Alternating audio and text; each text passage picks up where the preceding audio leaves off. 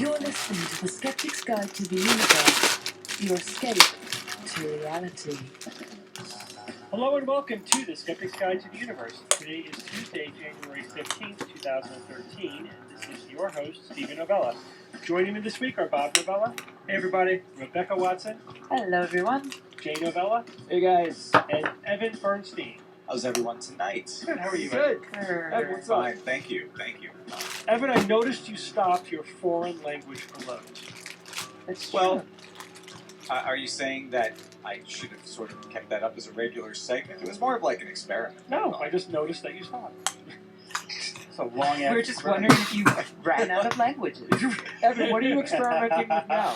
Well, I'm not necessarily experimenting with anything right now, but Steve, I'm glad you mentioned it. You sort of rekindled my memory on that. Perhaps I will bring that back or try something a little bit different. I wasn't trying to encourage you, I was just making an observation. Very astute.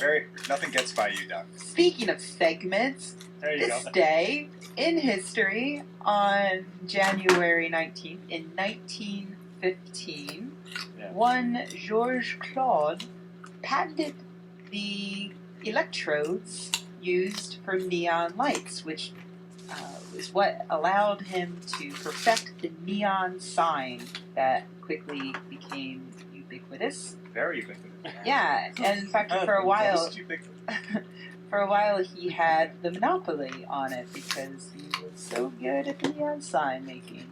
Do you guys know what the first neon signs made in the United States were? Yeah, for beer. Yours. Eat at Joe's. Unfortunately, Open. It's way more boring than any of those. Well, maybe not more boring than Open. Good guess, Bob. But it was for a car dealership called Packard.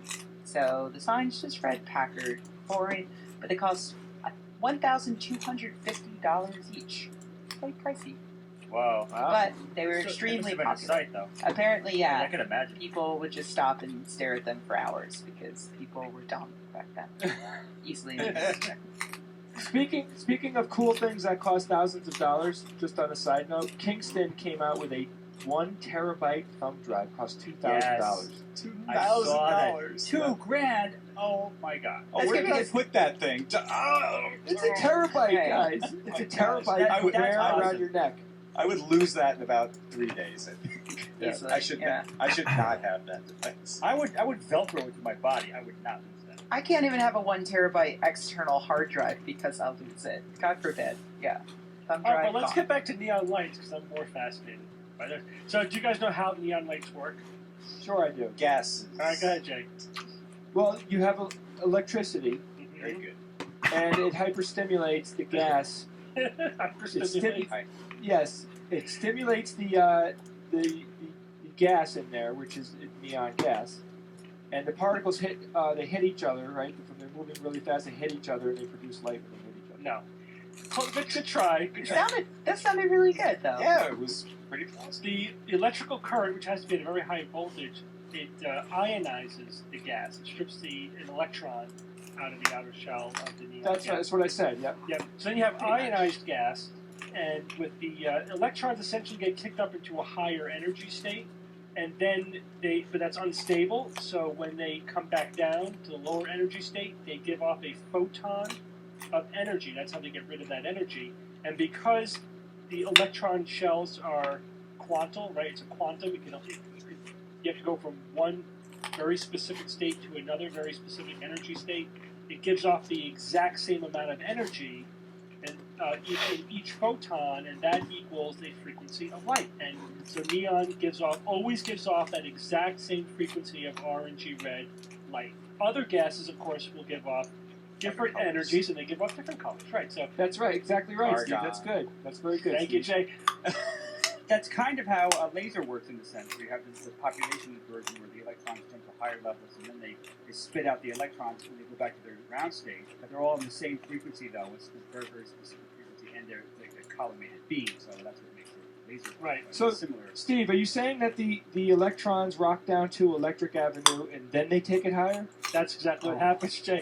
Now, You should write a my song God. about you that, can Jay. tell what gas is That was. in. I gotta give that one credit. Actually, that was Wait, good. yeah. That was really You good. just like totally riff off of that? I'm a fan, you know. Credit where it's Okay. due. So you can tell what kind of gas is in a neon tube. They're not, of course, all neon, based upon what color it is. So helium, for example, gives off an orangey white light. Neon, of course, is the orange red. Argon is a violet, pale lavender blue. Krypton, gotta love krypton, grayish, dim off. And a really pretty blue light is given off by mercury vapor. But mercury vapor also serves another purpose. You guys understand the difference between a neon light and a fluorescent light? Absolutely. So, Yeah, this is interesting too. there's fluoride in the fluorescent. No. So, a fluorescent light is essentially a neon light that has mercury vapor, Mercury vapor. yeah, as the gas, and it's charged enough so that the mercury vapor gives off ultraviolet. Ultraviolet. Yep. Yeah. Ultraviolet. And then you can coat the inside of the glass with a fluorescent substance. The ultraviolet light from the mercury vapor hits that, and then that hits it, yeah. fluoresces in whatever color it is. So that you can. Yeah. That's good stuff right there, Steve. Wow. So- So a 1 terabyte thumb drive. That's anonymous. Yep. How about that, Evan? I mean, you could literally put your entire music catalog in your thumb drive and take it with you. Not that you need it, but you have it. Wait. And literally, how big is your library? You could literally put an entire textbook about neon lights Right. Right. on a terabyte. Fascinating stuff. Multiple. That is cool, though, Steve. And I'm going to test you 1 year from now to see if you remember all that stuff you just read. Okay, do it.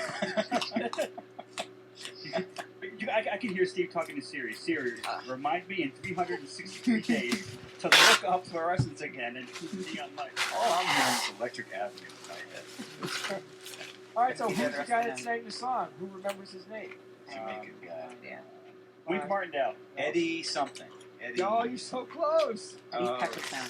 That song is written by Eddie Grant. Eddie Grant. Eddie Grant. I Yeah, almost forgot it. Never heard of him. Grant. Amy Grant.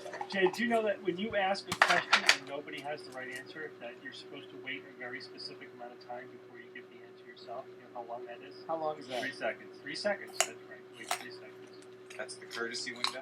I think it depends on how funny we're being about the wrong Yes. answers. Right. That's true. That is a variable that is often not included. But Jay, you're going to tell us about predicting murders. But not just predicting murders. Predicting murders like in the movie Minority Report. Even though it has absolutely nothing to do with that. Go ahead. So, yes, Richard Burke, who is a criminologist at the University of Pennsylvania, has developed software that's making predictions about future criminal behavior. Now, up until now, the way that this was typically done was that parole officers would have the record of that criminal or whoever it was that was committing the crime. They'd figure out, okay, how dangerous is this person, how many times have they committed crimes and all that, and that person on their own, seemingly not much of a standard, would just say, okay, I think that they need about this much supervision, and they give them, you know, like it's like a halfway house type of deal, where they're like, okay, you need to live here, or you need to come in and check with me every week or every month or whatever. That variable, though, doesn't really help much, and it's not effective, or so Richard Burke thinks. So what they're doing now is he has taken 60,000 crimes, and he did very smart research on them, and he was looking into the patterns that exist. What Professor Richard Burke found was that a huge factor in somebody's predictability of future crimes isn't a crime that they committed when they were 30, but it was the crime or crimes that they committed when they were in their formative years, when they were young adults, teenagers. That's a really significant predictor of what they're going to do for the rest of their life. So the last, if you're a 30-year-old, the last 10 years, 15 years, according to Burke, are irrelevant.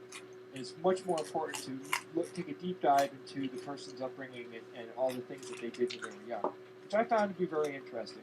It speaks a lot about how, I don't want to get into the whole nature versus nurture discussion, but you'd think, if you provide a good household for your children and you steer them in the right direction, you could be saving them from the criminal life of the future, right? 2 states in the United States have adopted this software already. Baltimore and Philadelphia are now using it, and DC is soon to pick it up and start using it as well.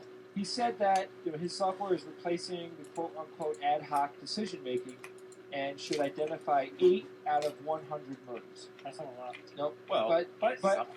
it's probably, that's 8 more people than what would be predicted by a parole officer. The thing, I'll go back to what you said though, Steve. One huge thing about this article is how freaking lame the Daily Mail is. Not that I had any expectations from these guys, but it's so crystal clear that they're using a famous movie that everybody knows, throwing it in the title of their article just to get people to read it, and it worked on me. Worked on me too. Yeah, but it's this is the media using Hollywood to support their readership and show interest. I found this to be a very interesting article, and I probably would have read something more clever anyway. Just laziness on the author, in my opinion. Yeah, and there's 5 pictures from the movie Minority Report in this article. Oh my god. Seriously, it's in the title. It's all over the article. There's all these pictures. It has nothing to do in the movie, which would be a good one for us to review, by the way. Absolutely. Very good portrayal of near future technology. But anyway, there were 3 quote unquote precogs who literally predicted a specific person committing a specific murder in a specific time and place. It has absolutely nothing to do with what they're talking about here, which is statistically predicting who is likely to commit a murder again based on some computer algorithm, taking into consideration evidence-based factors. 2 totally different things. You're right. Lame. Exploit. It's very typical. I agree. The lazy science reporters have to always find some movie angle that somehow relates to whatever new technology or breakthrough thing they're talking about, right? So, right, Bob, so every time there's any metamaterial breakthrough, it's a Harry Potter invisibility cloak.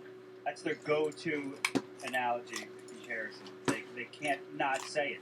Yeah, do they feel that the audience is sophisticated enough to understand what they might be talking about otherwise, unless they have? No, it's just cheap headlines. No, they want a hook. It's all about being a hook. They want to hook you in, something to make you read it. Sure. No matter what it takes. Evan, think about it. They spent $100 million or whatever to make Harry Potter. Everybody knows about it, and most people enjoy it and like it, and they're just throwing it out there. I think it makes people more likely to read it and less likely to understand it. Right. Yeah. Right. Yes. So what's right. the point? That's the opposite effect. Interestingly, the one movie analogy to technology that I think is actually legitimate, that I've never seen a news reporter actually make, is transparent aluminum. Right. There have been several companies or whatever researchers that have come out with some form of something that's based on some aluminum alloy that's transparent and hard. It is freaking transparent aluminum from the Star Trek movies, and they never make that analogy. I don't understand that. I guess because nobody saw those movies. I guess. Yes, we did. The Voyage Home, it's like probably the hugely popular. Was that the one with the whales? Yeah. Yes. Yeah, I like that. That was my favorite. There you go. All right. There's a lot to like in it. Geek. The other thing that Oh struck my me god, about I'm such a geek. Wasn't directed by William Shatner. That's a great thing to like about it. the other thing that struck me about this article, and wasn't mentioned in the article, this is the kind of thing that they kind of analogy they should have made, is this is sabermetrics, right? This is Moneyball. You guys see the movie Moneyball? That would have been the Yes, better movie to great tie movie. this to. So this is the same thing. Instead of a gestalt, gut feeling experience using parole officers and judges, whatever, to say, is this guy likely to be a criminal again or not? They use an algorithm based on evidence of predictive factors. That's the perfect analogy to Moneyball, where instead of using scouts and coaches and owners to see who's the really talented player out there, they use actual statistics to predict their effect on the chance of winning games. Yeah, but that wasn't a science fiction movie. That was something that's already happening, so maybe it's not as big of a draw. Because it's not like, oh, here's something that we only dreamed of 10 years ago in the movies, but now it's real, So I think that's why.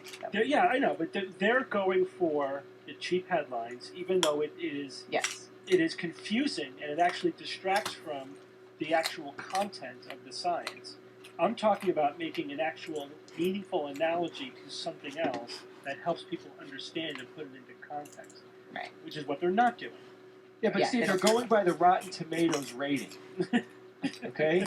The next news item is one that we've got perhaps the most emails about in the last couple of weeks. Have you guys seen the Mother Jones article on the connection between lead and crime rates? Yeah, well, I'm really happy we're talking about it because I'm not crystal clear on what the truth is here. Yeah, so this is an interesting one.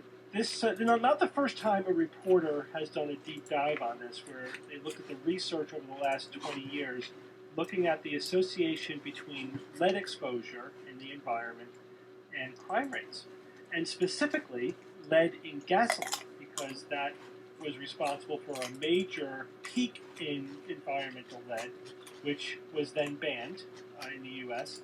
and most countries, and then subsequently declined. So we have this nice curve, this nice map, right, on a graph, where in the late 1930s, early 1940s, you have the introduction of leaded gasoline, which was introduced to reduce pings and improve performance in big cars. That peaks around 1970, and then early 1970s it was phased out and banned, and so it falls way off. That graph looks remarkably similar to crime rates throughout the country, but shifted by 23 years. There are a number of researchers now who claim that this correlation holds up really well, no matter how you look at it. You look at it state by state, even city by city, and in other countries, that this correlation between the introduction and removal of leaded gasoline is shifted 23 years from crime rates later on. When I was first asked to review this article, obviously I approached it with typical skepticism, but especially this kind of thing. It seems a little simplistic, blaming something as complex as crime on one environmental cause, and just the whole notion of the environmental cause of problems like this is very attractive to the media, but they tend to be overblown, these kinds of things. But, I have to say, I looked into this as deeply as I could. I independently went through the published literature as much of it as I could. And it seems to be a fairly strong consensus that there actually is an association. What we do know is that lead definitely is a neurotoxin. It causes acute lead poisoning. Is fairly easy to identify. It causes seizures and encephalopathy. It's maybe harder to detect chronic lead poisoning, which definitely exists and causes a decrease in IQ. Has been associated with a decrease in executive function, so you get symptoms like ADHD, which itself is associated with higher crime rates, criminality, inability to modulate one's behavior, higher aggression. So you end up, and the effect is greater on boys than girls, which is also mirrors the crime situation. So you end up with a lot of men who, and this is especially hits lower socioeconomic groups, both because of just the geography, where they are, but also there are studies which show that people in a lower socioeconomic group don't have the resources to get diagnosed and treated for lead toxicity, so they're more likely to have the adverse effects from it.